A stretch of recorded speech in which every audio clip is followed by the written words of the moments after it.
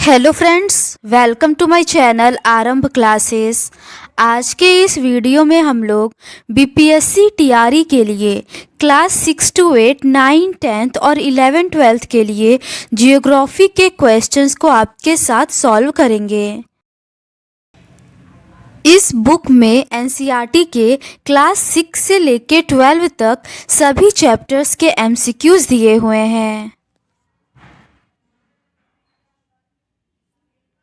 इस बुक में BPSC TRE 1, 2, 3, DSSB TGT PGT, KVS TGT PGT, NVS TGT PGT, EMRS TGT PGT में कुल मिलाकर 91 क्वेश्चन पेपर के एनसीईआरटी बेस्ड क्वेश्चंस दिए हुए हैं।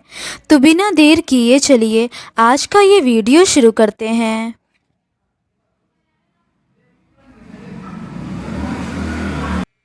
चैप्टर 4 तक के क्वेश्चंस का डिस्कशन हम लोगों ने इस सीरीज के प्रीवियस पार्ट में कर लिया है।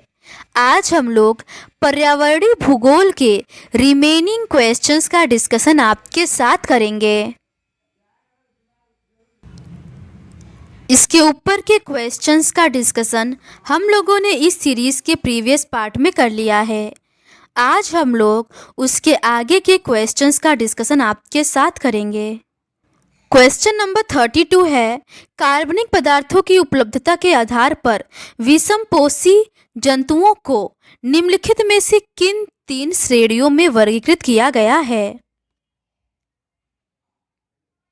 इसका सही आंसर है ऑप्शन ए, मृतोपजीवी, परजीवी और होलोजोइक।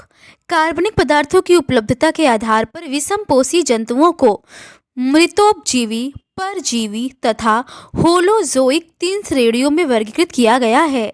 मृतजीवी वे जंतु होते हैं जो मृत पौधों तथा जंतुओं से प्राप्त जैविक या कार्बनिक यौगिकों को घोल रूप में ग्रहण करके अपना जीवन निर्वाह करते हैं। परजीवी वे जंतु होते हैं जो अपने जीवन निर्वाह के लिए आहार के लिए दूसरे जीवित जीवों पर आधारित होते हैं। प्राणी समभोजी वे जंतु होते हैं जो अपना आहार अपने मुख द्वारा ग्रहण करते हैं। सभी बड़े जंतु इस श्रेणी के अंतर्गत आते हैं, जैसे गाय, बैल, ऊंट, शेर आदि। अगला प्रश्न है, जीवमंडल या बायोस्फीयर में निम्नलिखित में से कौन से घटक शामिल हैं। पहला है कार्बनिक घटक, दूसरा है अजैविक घटक और तीसरा है ऊर्जा घटक। इसका सही आंसर है ऑप्शन डी, पहला, दूसरा और तीसरा। जीवमंडल में कार्बनिक घटक, अजैविक घटक और ऊर्जा घटक शामिल हैं। पृथ्वी पर रहने वाले सभी जीवधारी जो मिलकर जैव मंडल बनाते हैं, ये पर्यावरण के दूसरे मंडलों के साथ परस्पर क्रिया करते हैं। जैव मंडल सभी पौधों, जंतुओं, प्राणियों और उनके चारों ओर के पर्यावरण के पारस्परिक अंतर संबंध से बना है। जैव मंडल और उसके घटक पर्यावरण के बहुत महत्वपूर्ण तत्व हैं। ये तत्व अन्य प्राकृतिक घटकों जैसे भूमि, जल व मिट्टी के साथ पारस्परिक क्रिया करते हैं। ये वायुमंडल के तत्वों जैसे तापमान, वर्षा, आर्द्रता व सूर्य के प्रकाश से भी प्रभावित होता है। अगला प्रश्न है, एक जीवमंडल डैश से बना एक वैश्विक पारिस्थितिकी तंत्र है। पहला है कार्बनिक घटक, दूसरा है ऊर्जा घटक। इसका सही आंसर है ऑप्शन बी, पहला और दूसरा दोनों। आगे के प्रश्न परितंत्र के प्रकार एवं कार्यप्रणाली व संरचना से संबंधित है। क्वेश्चन नंबर 35 है, निम्नलिखित में से कौन सा प्रमुख जैव ऊर्जा चक्र नहीं है। इसका सही आंसर है ऑप्शन ए, उपर्युक्त में से कोई नहीं। ऑक्सीजन चक्र, नाइट्रोजन चक्र, कार्बन चक्र जैव ऊर्जा चक्र हैं। ऑक्सीजन चक्र प्रकाश संश्लेषण क्रिया का प्रमुख भाग है। यह कार्बोहाइड्रेट्स के ऑक्सीकरण में सम्मिलित होता है, जिससे ऊर्जा कार्बन डाइऑक्साइड व जल विमुक्त होते हैं। नाइट्रोजन चक्र में विभिन्न कार्बनिक यौगिक जैसे amino acid, nucleic acid, vitamin व वर्णक आदि महत्वपूर्ण घटक पाए जाते हैं।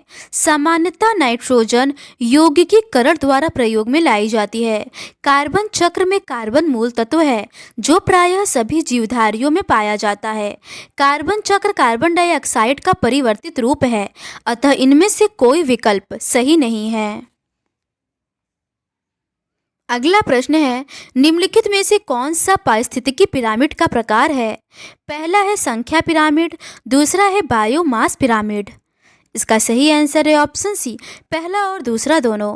पारिस्थितिकी पिरामिड 3 प्रकार के होते हैं: संख्या पिरामिड, बायोमास पिरामिड और ऊर्जा पिरामिड।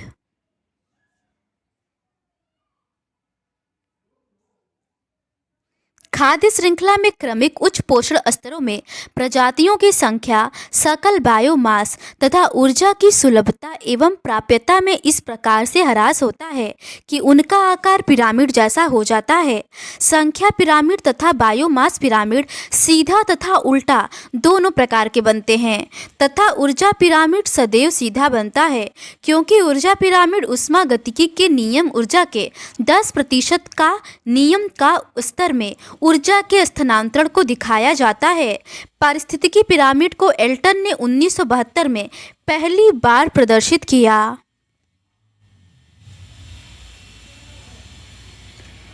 अगला प्रश्न है, जीवित जीवों के लिए नाइट्रोजन का प्राथमिक स्रोत क्या है? इसका सही आंसर है ऑप्शन डी, उपर्युक्त में से एक से अधिक। जल निकायों में घुली नाइट्रोजन, मिट्टी में नाइट्रोजन तथा वायुमंडल में नाइट्रोजन गैस जीवित जीवों के लिए नाइट्रोजन का प्राथमिक स्रोत है। नाइट्रोजन वायु में सर्वाधिक मात्रा में पाई जाने वाली गैस है। जब हम सांस लेते हैं तब फेफड़ों में कुछ नाइट्रोजन भी ले लेते हैं और फिर उसे बाहर निकाल देते हैं, परंतु पौधों को अपने जीवन के लिए नाइट्रोजन की आवश्यकता होती है। वे सीधे वायु से नाइट्रोजन नहीं ले पाते। मृदा तथा कुछ पौधों की जड़ों में रहने वाले जीवाणु वायु से नाइट्रोजन लेकर इसका स्वरूप बदल देते हैं, जिससे पौधे इसका प्रयोग कर सकें। अगला प्रश्न है, सामान्यतः नाइट्रोजन यौगिकीकरण द्वारा ही प्रयोग में लाई जाती है। निम्नलिखित में से कौन सा घटक इसमें सबसे ज़्यादा योगदान देता है? इसका सही आंसर है ऑप्शन बी, जैव यौगिकीकरण। सामान्यतः नाइट्रोजन यौगिकीकरण द्वारा ही प्रयोग में लाई जाती है। जैव यौगिकीकरण इसमें सबसे ज़्यादा योगदान देता है। वायुमंडल की संरचना का प्रमुख घटक नाइट्रोजन वायुमंडलीय गैसों का 78% भाग है। विभिन्न कार्बनिक यौगिक, amino acid, nucleic acid, vitamin व वर्णक आदि में यह एक महत्वपूर्ण घटक है। वायु में स्वतंत्र रूप से पाई जाने वाले नाइट्रोजन को अधिकांश जीव प्रत्यक्ष रूप से ग्रहण करने में असमर्थ हैं। केवल कुछ विशिष्ट प्रकार के जीव जैसे कुछ मृदा जीवाणु व ब्लू ग्रीन एल्गी ही इसे प्रत्यक्ष गैसीय रूप से ग्रहण करने में सक्षम है। नाइट्रोजन का लगभग 90% भाग जैविक है, अर्थात जीव ही ग्रहण कर सकते हैं। स्वतंत्र नाइट्रोजन का प्रमुख स्रोत मिट्टी के सूक्ष्म जीवाणुओं की क्रिया व संबंधित पौधों की बड़े व रंध्र वाली मृदा है। यहाँ से यह वायुमंडल में पहुँचती है। अगला प्रश्न है, कौन सी जैविक प्रक्रिया वायुमंडल या वाष्पमंडल और जीवमंडल के बीच कार्बन के आदान प्रदान में मध्यस्थता करती है? इसका सही आंसर है ऑप्शन डी, प्रकाश संश्लेषण और श्वसन दोनों। जैविक प्रक्रिया वायुमंडल या वाष्पमंडल और जीवमंडल के बीच कार्बन के आदान प्रदान में मध्यस्थता प्रकाश संश्लेषण और श्वसन दोनों करता है। जीवमंडल में कार्बन का स्थानांतरण ठोस, तरल तथा गैसीय रूपों में होता है। जीवमंडल में कार्बन का संचार 2 मार्गों से संपन्न होता है। स्वपोषित पौधे प्रकाश संश्लेषण द्वारा कार्बोहाइड्रेट्स के निर्माण में वायुमंडलीय कार्बन डाइऑक्साइड ग्रहण करते हैं। श्वसन के समय कार्बोहाइड्रेट्स का विघटन होता है तथा वह मुक्त होकर पुनः वायुमंडल में वापस चली जाती है। समान रूप से जिस दर से वायुमंडल में कार्बन अलग होता है, उसी दर से यह वायुमंडल में वापस चला जाता है। अगला प्रश्न है, कौन सा पारिस्थितिकी चक्र सीधे सूर्य के प्रकाश से संचालित होता है? इसका सही आंसर है ऑप्शन डी, उपर्युक्त में से एक से अधिक। सूर्य ऊर्जा का मूल स्रोत है जिस पर संपूर्ण जीवन निर्भर है। 100 करोड़ वर्षों में वायुमंडल व जलमंडल की संरचना में रासायनिक घटकों का संतुलन लगभग एक जैसा अर्थात बदलाव रहित रहा है। रासायनिक तत्वों को यह संतुलन पौधे व प्राणी ऊतकों से होने वाले चक्रीय प्रवाह के द्वारा बना रहता है। यह चक्र जीवों द्वारा रासायनिक तत्वों के अवशोषण से आरंभ होता है और उनके वायु, जल व मिट्टी में विघटन से पुनः आरंभ होता है। ये चक्र मुख्यतः सौर ताप से संचालित होते हैं। जैव मंडल में जीवधारी व पर्यावरण के बीच ये रासायनिक तत्वों के चक्रीय प्रवाह जैव भू रासायनिक चक्र कहे जाते हैं।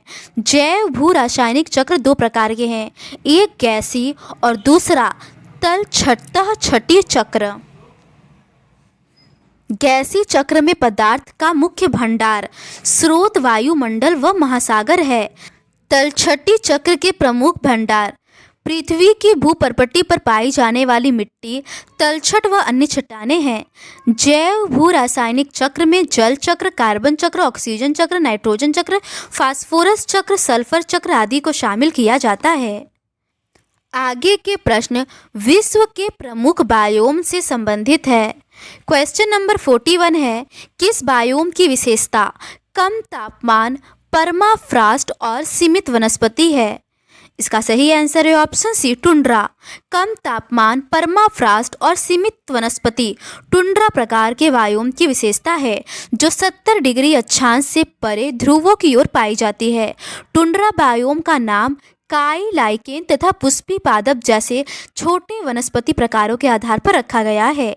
यह अस्थायी तुषार का प्रदेश है जिसमें अधोभूमि अस्थायी रूप से जमी रहती है। ग्रीष्म ऋतु में टुंड्रा प्रदेशों में दिन के प्रकाश की अवधि लंबी होती है परंतु तापमान निम्न बना रहता है। अगला प्रश्न है, विश्व का 90% से अधिक जीव समूह इसमें है। इसका सही आंसर है ऑप्शन बी, उष्णकटिबंधीय वर्षा वन। विश्व के लगभग 90% से अधिक जैव संपदा या जीव समूह उष्णकटिबंधीय वर्षा वनों में पाए जाते हैं। ये वन भारी वर्षा एवं उच्च तापमान वाले क्षेत्रों में उगते हैं। इन वनों में महोगनी, आबनूस, रोजवुड, रबर तथा सिंकोना प्रमुख वृक्ष पाए जाते हैं तथा इन वनों में हाथी, गेंडा, जंगली सूअर, शेर, बंदर और सांपों की अनेक प्रजातियां मिलती हैं। इन वनों में पाई जाने वाली लताएं व अधिपादप यहाँ की सर्वप्रमुख विशेषता हैं। अगला प्रश्न है, निम्नलिखित में से उन वनों की पहचान कीजिए जहां पेड़ अपनी पत्तियों को एक विशेष मौसम में नहीं गिराते हैं। इसका सही आंसर है ऑप्शन सी, शंक्वाकार वन। शंक्वाकार वन अपनी पत्तियों को एक विशेष मौसम में नहीं गिराते। पर्वतीय क्षेत्रों में तापमान की कमी तथा ऊंचाई के साथ साथ प्राकृतिक वनस्पति में अंतर दिखाई देता है। वनस्पति में जिस प्रकार का अंतर हम उष्णकटिबंधीय प्रदेशों से टुंड्रा की ओर देखते हैं, उसी प्रकार का अंतर पर्वतीय भागों में ऊंचाई के साथ साथ देखने को मिलता है। 1500 से 3000 मीटर की ऊंचाई के बीच शंकुधारी वृक्ष जैसे चीड़, देवदार, सिल्वर फर, स्प्रूस, सीडर आदि पाए जाते हैं। इसे टैगा बायोम भी कहते हैं। इसका विस्तार उत्तरी अमेरिका तथा यूरेशिया में शीत महाद्वीपीय अथवा उपध्रुवी जलवायु प्रदेशों में पाया जाता है। यहाँ के अधिकांश वृक्ष सदाबहार होते हैं। अगला प्रश्न है, डैश क्षेत्र को दुनिया के बाघ के रूप में जाना जाता है। इसका सही आंसर है ऑप्शन सी, भूमध्य सागरीय क्षेत्र। आर्च ऑफ द वर्ल्ड, विश्व का बगीचा भूमध्य सागरीय क्षेत्र को कहा जाता है। भूमध्य सागरीय जलवायु में खट्टे फल जैसे संतरा, अंगूर, जैतून आदि का उत्पादन होता है। यह जलवायु भूमध्य सागरीय क्षेत्र मध्य चिली, दक्षिणी ऑस्ट्रेलिया, दक्षिणी कैलिफोर्निया तथा दक्षिणी अमेरिका के दक्षिणी पश्चिमी भागों में पाई जाती है। अगला प्रश्न है, निम्नलिखित में से कौन टेगा शब्द को सही ढंग से संदर्भित करता है? इसका सही आंसर है ऑप्शन सी, साइबेरिया के शंकुधारी वन। शीतोष्ण कोरधारी वन बायोम को टेगा वन बायोम भी कहते हैं। इसका विस्तार उत्तरी अमेरिका और साइबेरिया में शीत महाद्वीपीय अथवा उपध्रुवीय जलवायु प्रदेशों में पाया जाता है। यहाँ शंकुधारी वन पाए जाते हैं। यहाँ की वनस्पतियों में आवृत बीजी कोड़धारी वृक्ष सर्वाधिक महत्वपूर्ण होते हैं। पत्तियां सुई के समान नुकीली होती हैं ताकि शरत काल में मिट्टियों के हिमीकरण के समय वाष्पोत्सर्जन कम हो सके।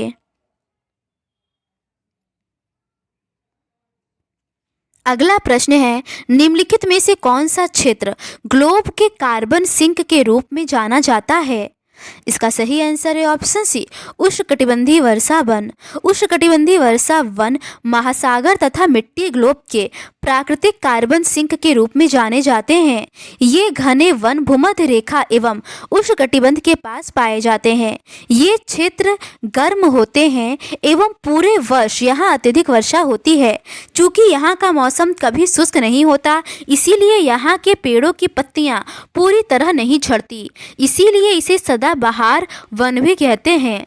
यहाँ काफ़ी घने वृक्षों की मोटी वितान के कारण दिन के समय भी सूर्य का प्रकाश वन के अंदर तक नहीं पहुँच पाता है। आमतौर पर यहाँ दृढ़ काष्ठ वृक्ष जैसे रोजवुड, आमनुस, महोगनी आदि पाए जाते हैं। अगला प्रश्न है, चौड़ी पत्ती वाले पर्णपाती वन कहाँ पाए जाते हैं? इसका सही आंसर है ऑप्शन सी, समशीतोष्ण क्षेत्र में। चौड़ी पत्ती वाले पर्णपाती वन समशीतोष्ण क्षेत्र में पाए जाते हैं। पर्वतीय क्षेत्रों में तापमान की कमी तथा ऊंचाई के साथ साथ प्राकृतिक वनस्पति में भी अंतर दिखाई देता है।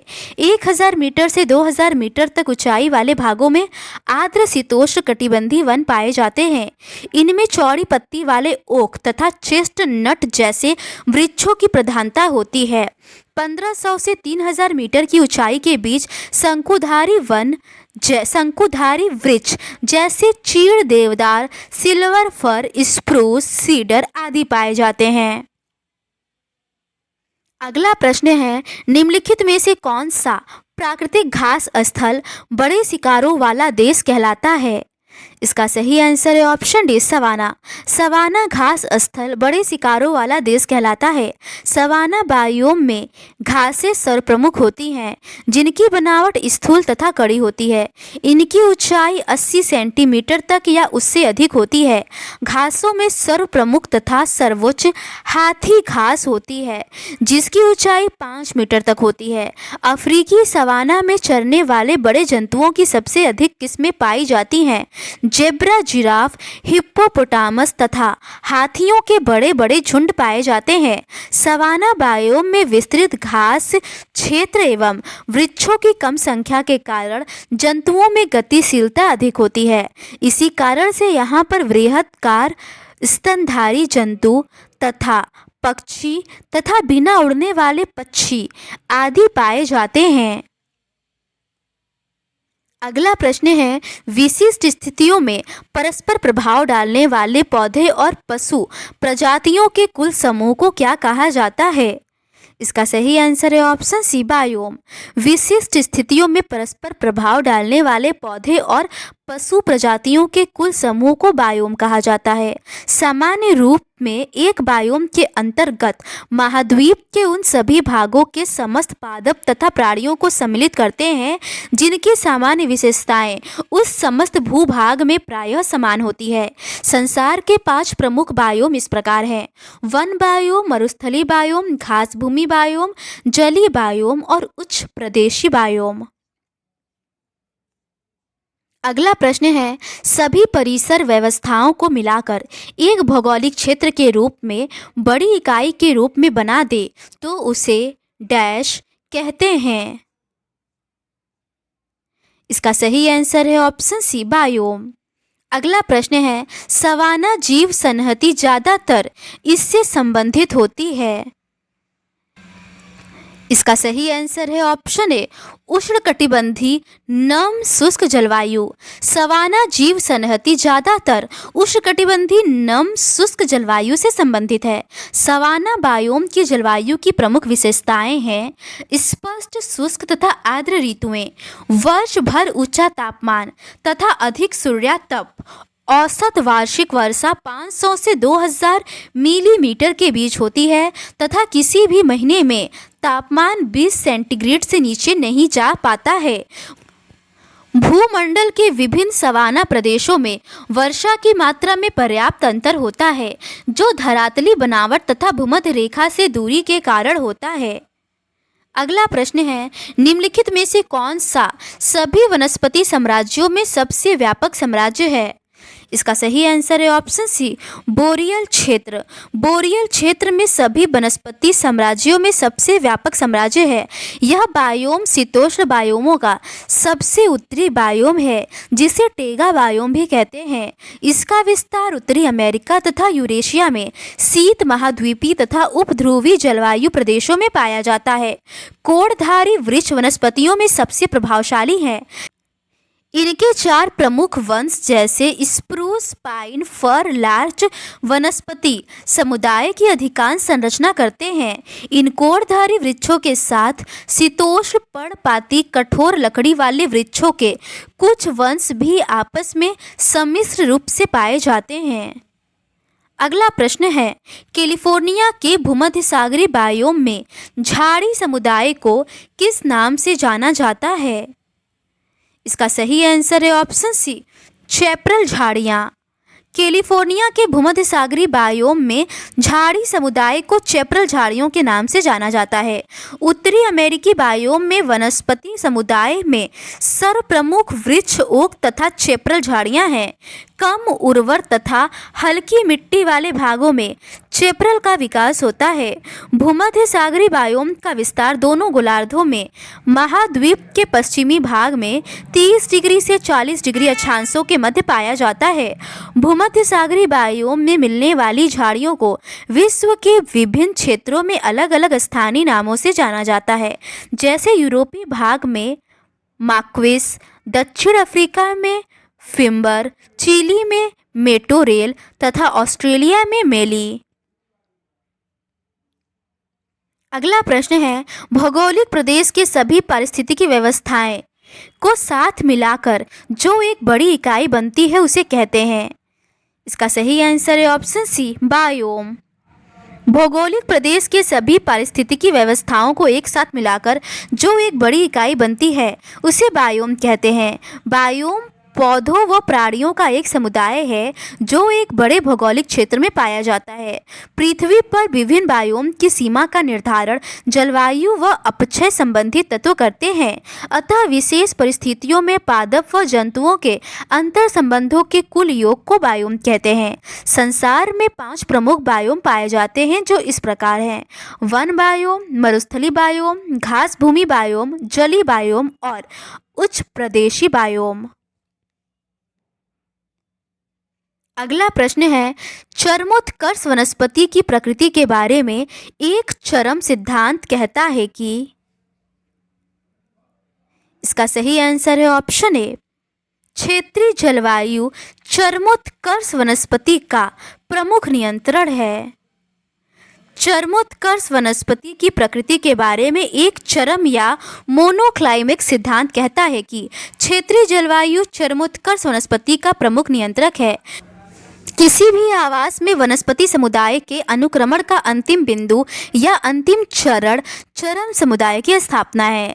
इस संदर्भ में क्लेमेंट्स ने एकल चरम या मोनोक्लाइमेक्स सिद्धांत का प्रतिपादन किया है। इसके अनुसार किसी भौगोलिक क्षेत्र में एक जलवायु क्षेत्र में केवल एक प्रकार का चरमोत्कर्ष समुदाय विकसित होता है। उस क्षेत्र में चरमोत्कर्ष समुदाय के अलावा मौजूद अन्य समुदायों को अधीनस्थ समुदाय कहा जाता है।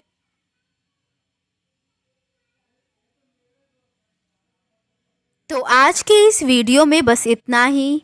इस सीरीज़ के नेक्स्ट पार्ट में हम लोग पारिस्थितिकी संतुलन से संबंधित प्रश्नों का डिस्कशन करेंगे। अगर आपको ये सीरीज़ पसंद आती है तो please do subscribe to my channel and like this video. Thank you.